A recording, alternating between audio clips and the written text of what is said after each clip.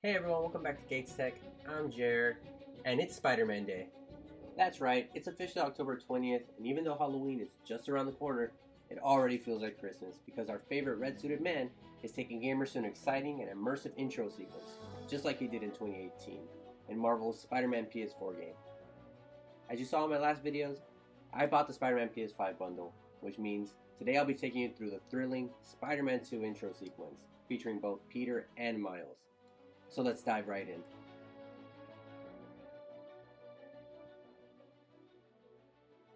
We start off with the typical PlayStation Studios intro, followed by the Insomniac Games title card. A quick note here. Unlike in Spider-Man PS4, we don't see Peter's web shooting at the O this time.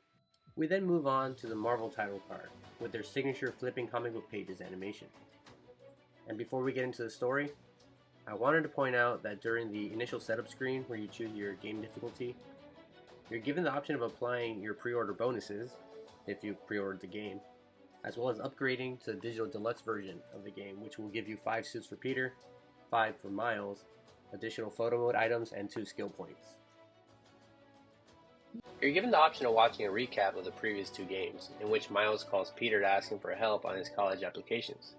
Specifically, Miles is having trouble with the same part of the application we all hate, having to talk about how impressive we are and how much we've accomplished in our long 16 years of life. Peter uses himself as an example and tells us about himself. Peter is 25, has a bachelor's degree in biophysics, has a girlfriend, MJ, who he loves and will help solve the mystery of the biotoxin Devil's Breath. He tells us about his Aunt May and where he gets his moral code.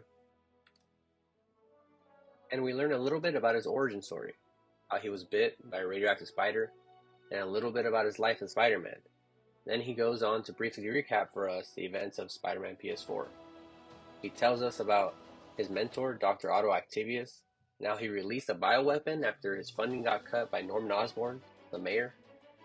And we hear about how even though Peter was able to stop Otto in the end, it cost Peter his Aunt May, who lost her battle with Devil's Breath.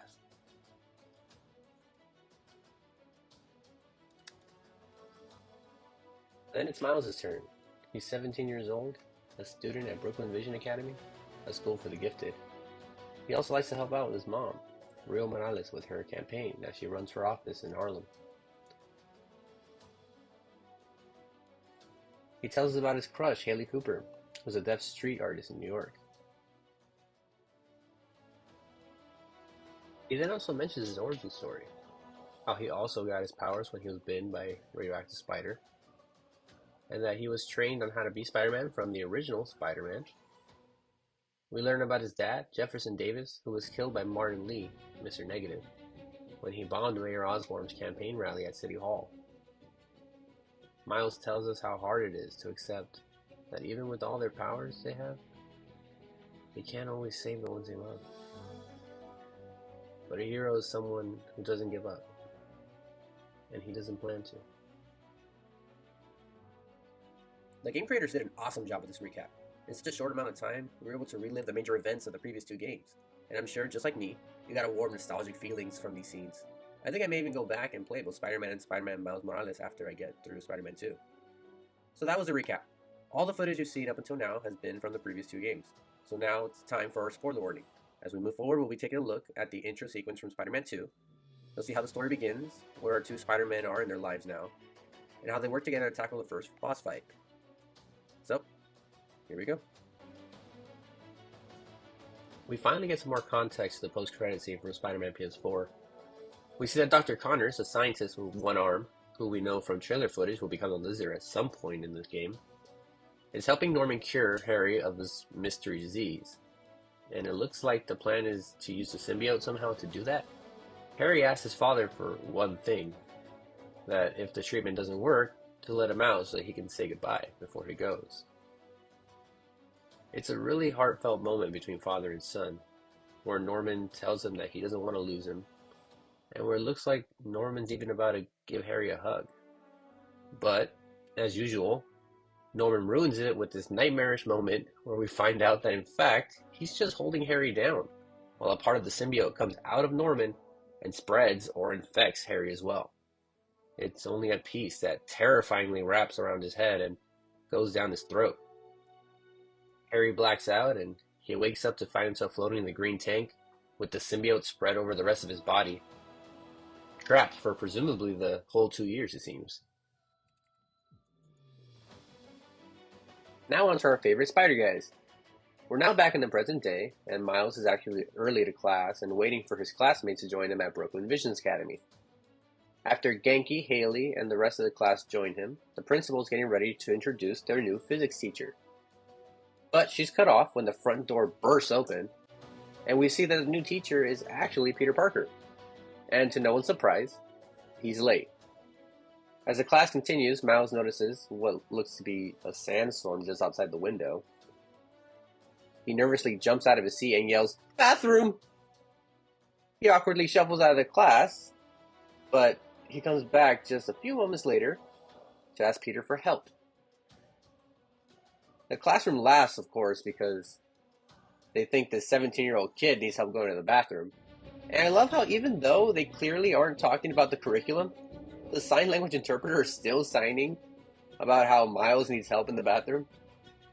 But Peter knows this is a Spider-Man thing, and even though he could get fired, Peter goes with him to the roof, where Miles shows him the sandstorm. And Peter already knows who's behind this. It's Flint Marko, the Sandman. So next we see our heroes strip down and suit up as they head straight for the cloud of sand. And now we finally get into the gameplay. The feel is just like the Spider-Man Remastered game.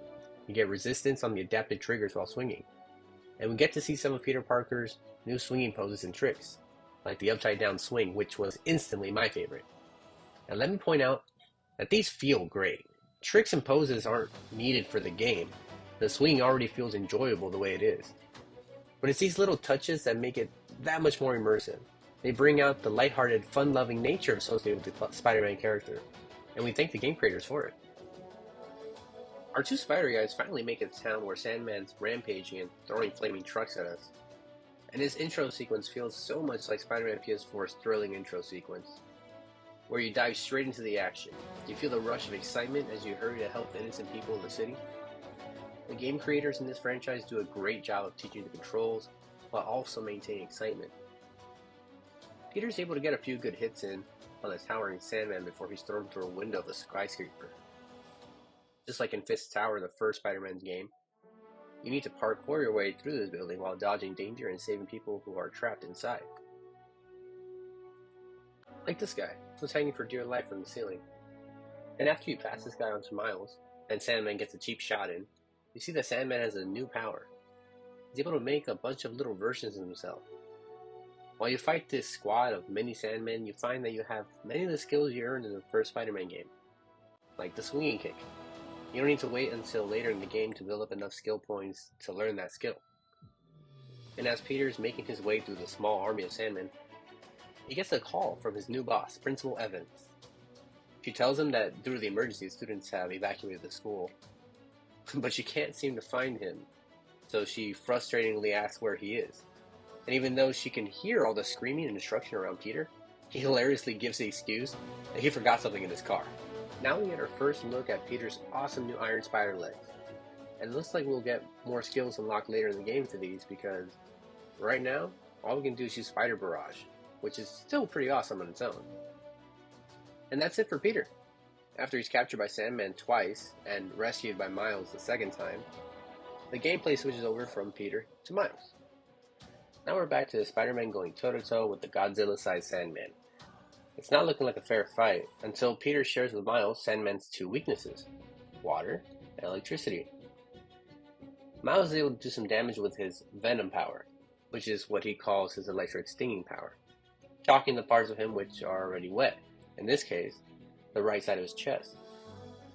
The blast leaves a hole in Sandman's chest, and then it races on to find more water to weaken and shock him.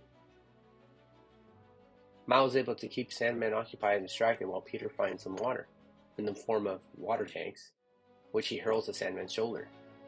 This gives Miles the opportunity to jump in and hit him with the Venom Sting again, but this time, it takes off Sandman's arm. But the fight isn't over. Miles knows that he needs bigger sources of water, so he puts his best guy, Genki, on the job. And apparently he was the right guy for the job because he's able to show how smart he is by figuring out that Spider-Man is Peter Parker, and after Peter and Miles are able to hit Sandman again, in the head this time, Ganke calls back to tell Spider-Man to head to the Matheson building. Sandman chases them through the city and up the building, but smacks him through the roof when they reach the top. Then it's Miles' turn to take on these mini Sandmen, and we see the return of his Venom Punch. He dashes at the front man, and the electric punch spreads so all the ones around him, turning them to glass.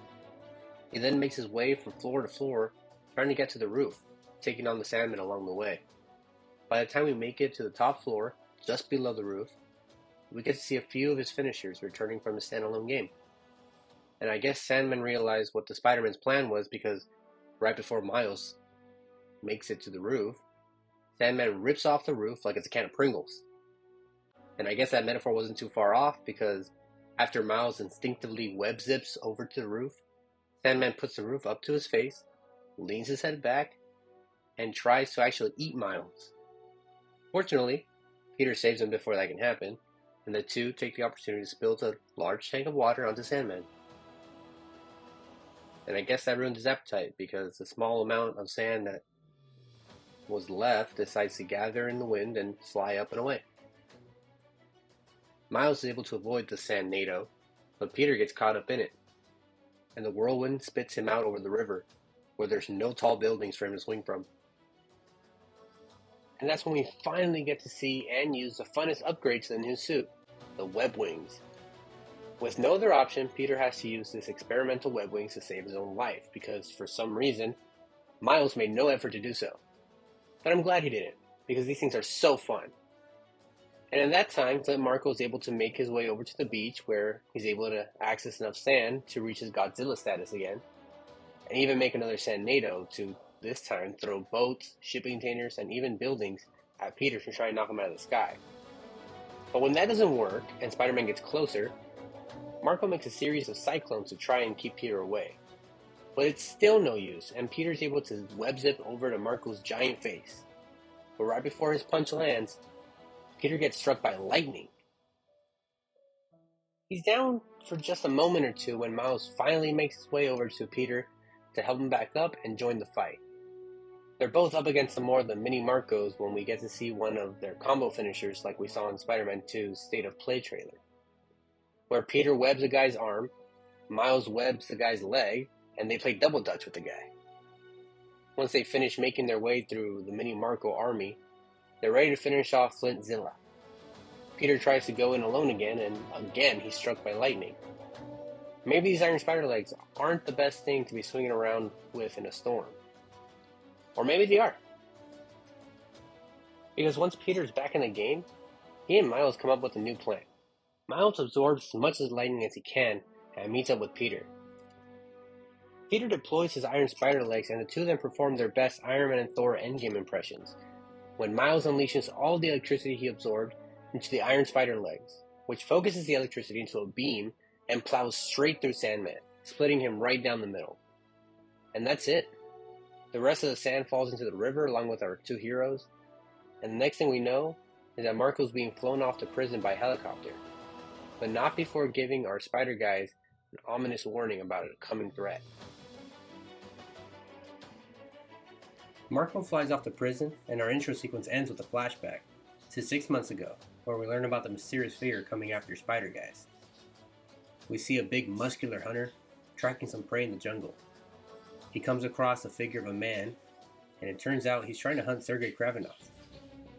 He plunges his knife into the back of the figure, only to find an empty jacket, and that the man he hunts is about 1.5 feet taller than he is, and standing right behind him.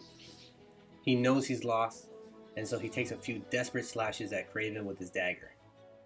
But it's pointless, because just like Thanos did to Loki in Infinity War, Kraven picks him up by the throat and squeezes the life out of him with a single hand.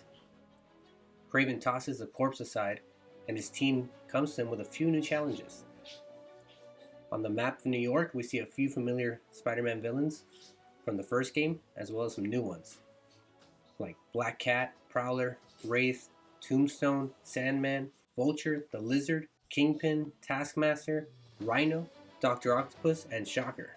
A thin smile creeps across Kraven's face, and with that, the hunt is on.